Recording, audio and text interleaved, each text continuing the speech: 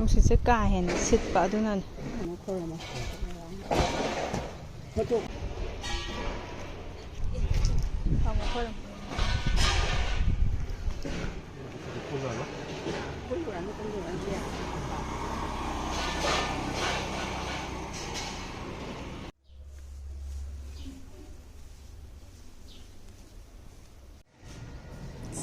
Saro. Mamãe falou que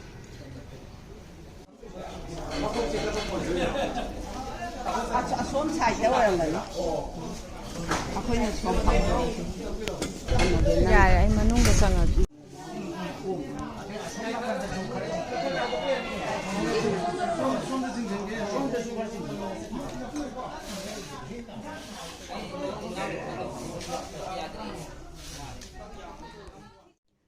Sigi video matek sima di voice over in torge ko akhoi gi mathak makha yum thangna ba kai kai yamna construction yam tawri ba ko adugi sound sing do nungai traba aduna skin care matek ama tawge sidai sida hojiti calendar ni sara bani na yamna simple oi ba step sing tawsi ka first akhoi se dermaco gi sigi serum se 10% niacinamide face serum si use tawsi se yauri ba ingredients se niacinamide ka zinc ka ne niacinamide ka zinc se kai kana han ga doina habda khoi acne marks kumba leiba pigmentation leiba sugumba gi dark sing se han than ga doini ko smaina drop khara lauraga mai sida tairasi akoiba da under eye area sidi id eye contour area sidi yaubirunu ko aduga mai achotpa wet face kumba da adugumba da gadi taibirunu aduga hana peeling tawgriba adugumba da su taibirunu ko aduduna se ayuka nungdanga animakta use tawba yai adusi moisturizer tawdringai ki mamang se ista face cleanse tawbaga mai se tai thoga taibi ba adu mai di skin se de yam thune absorb tawgibani si se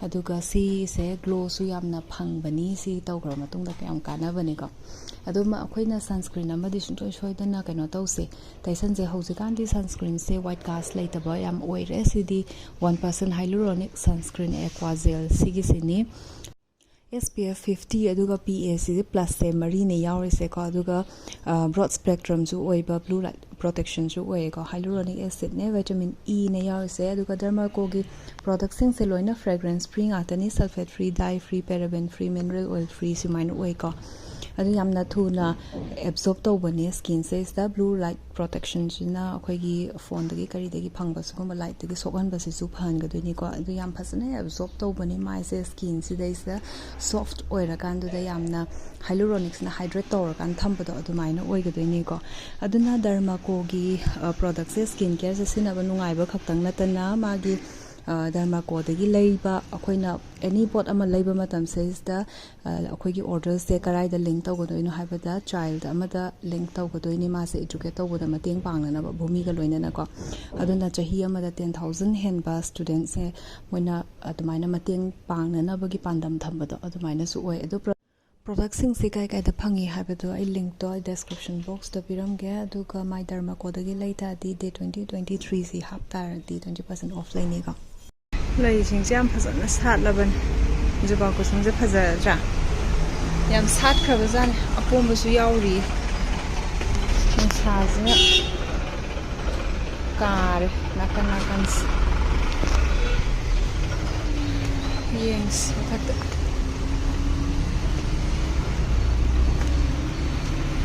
lilium je satori jo white to ne aya du su sat law droban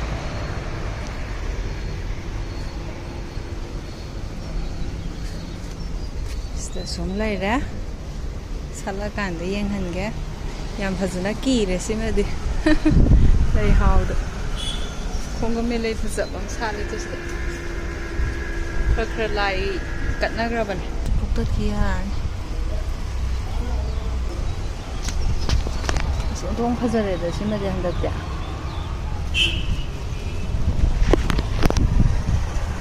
เ strawberry yam sal. Oh, sisu yam pali.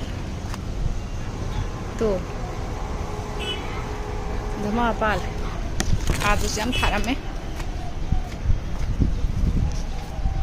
Yam pal ra. Pear shape to. Sisum tar.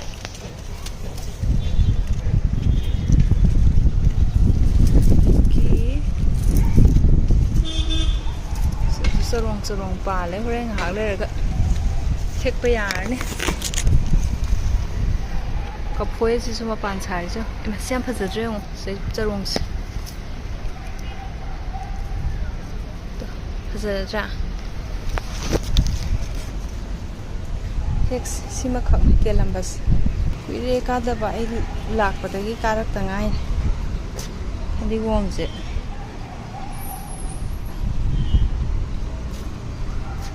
Had a piece of holy lettuce.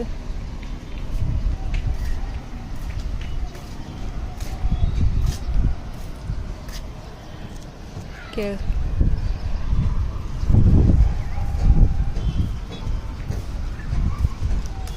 Strawberry, because I hit Hoven. It's a piece of holy. See lettuce season. Phazaba ho we had kasacha pena naw lak pa da makha da gi lak ma tam yum yok salak chngai da ko asai da gi thong da gi khara lak ma tam da si han ure yam phaza ni na ge ho da ba phaza ma nam lai de ka na kan si da kai kai no khara su hauri tomato la jam sa ho ga lai tha do ka ya si gi sina jati kupi do ni mana man si jan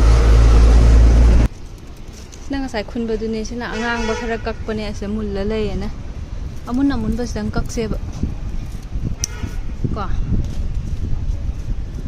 phazare ni sa ji jen tharam ba ne hai si se ama adu dai mathang mathang adum kaino tau gi ba hai tare hol la ba tare aina su ne aina su dum ne si se amun ba da thugai ra maru du sai chale ba adum bang ho da hol la hai tare haoghre bas is salad ke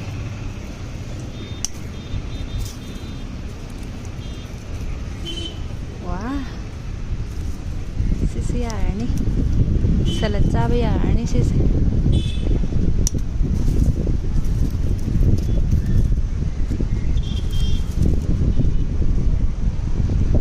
atadi kien gidwene adum simadi yarani khutna lamba Sima suyare. Aina sigi kano si yawan ning ba dun na ni ka isi katin. Si organ thamba mu yae ba ko.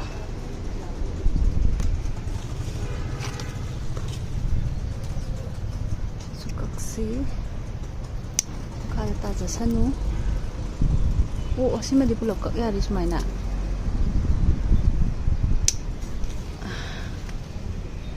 Ini kok lok thorak.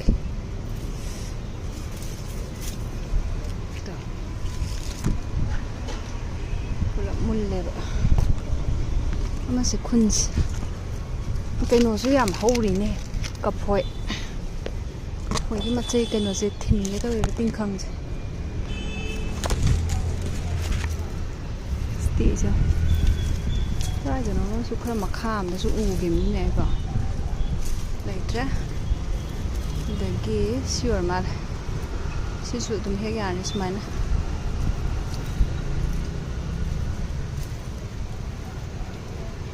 mulla lum tharaga mathanda dum ki leba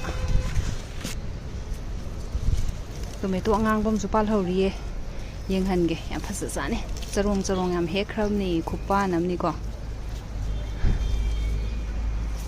ma pot tha yam sana yam pan jan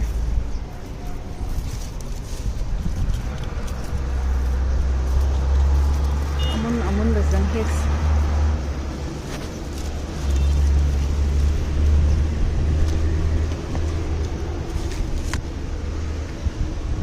aish kalori na ko kaya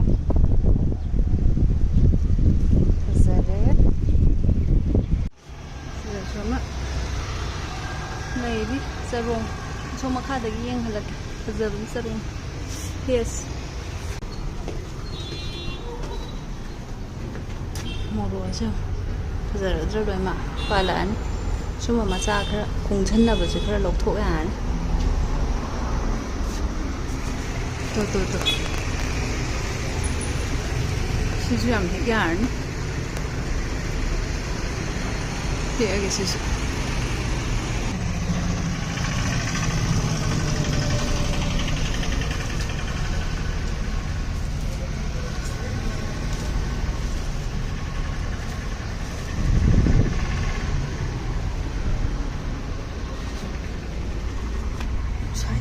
라이기 낙서나도 탐자게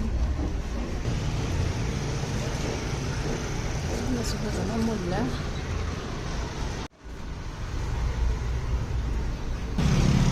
에이씨 오픈지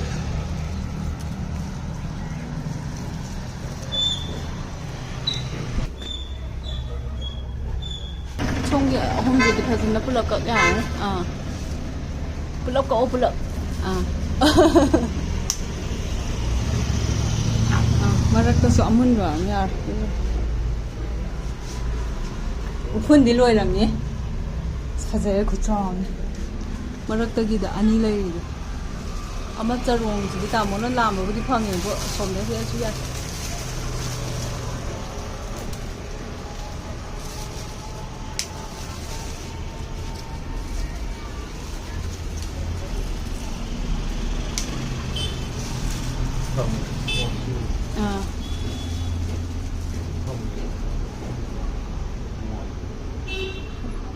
뭐는 거 그것도 그냥 떠가네. 아마 자롱지도 탁탁 해야게. 아마 탁탁 해야게 자롱지도. 다모나부디 람팡도 이네바. 안돼 진짜 오자. 아스마이. 소동 파자 그래. 잠 톡해버되게 많이 파자. 지금 자우리스.